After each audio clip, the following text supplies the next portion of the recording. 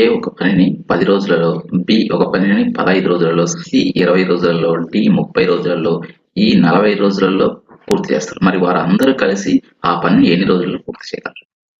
మరి ఇలాంటి లెక్క మనం మామూలుగా ప్రాసెస్ చేయాలంటే చాలా టైం పడుతుంది. దీనికి సింపుల్ వేలో మనం చేద్దాం.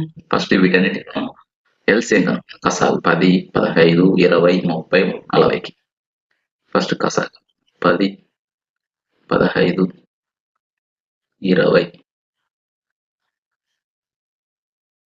30, 40.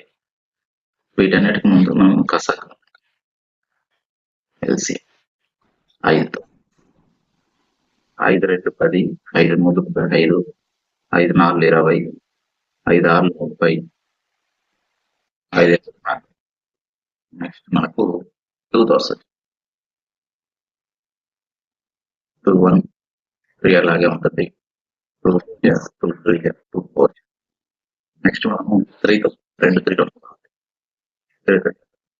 1 1 2 అలాగే ఉంటుంది.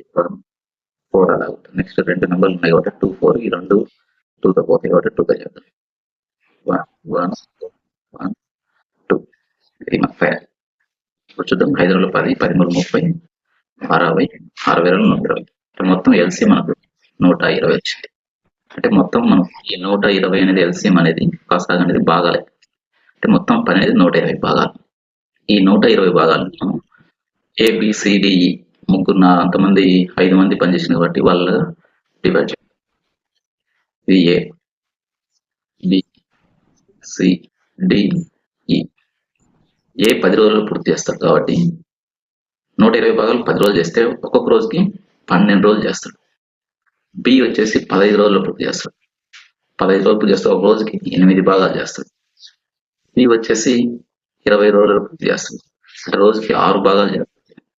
డి వచ్చేసి 30 రోజులు పూర్తి చేస్తాడు. అంటే ఒక్కొక్క రోజు 4 భాగాలు చేస్తాడు.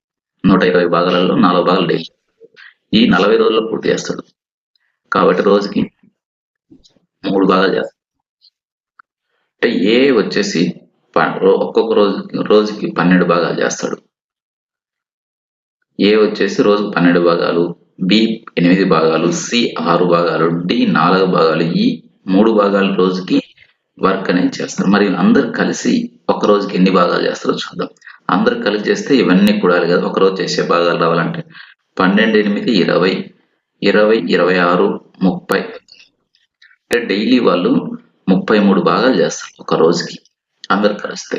మరి ఒక్క రోజుకి 33 భాగాలు చేస్తే ఈ 120 భాగాలు చేయడానికి ఎన్ని రోజులు పడుతుంది? 120/33 ఇచ్చేస్తే మనకు డైలీ ముగ్గురు కలిసి అందరు 5 మంది కలిసి ఎన్ని రోజులు చేస్తారో తెలుస్తుంది. 11తో 3తో చూడండి. 3 1 3 1 3 4 12 అంటే 40/11 రోజులు. దీని ఇంకా పూర్తి చేస్తే మనం 11 3 33 పోతే మనకు 7 7/10. అంటే ముగ్గురు కలిసి చేసే రోజులు వచ్చేసి 3 7/11 రోజులలో ఈ 5 మంది కలిసి వర్క్ ని కంప్లీట్ చేస్తారు.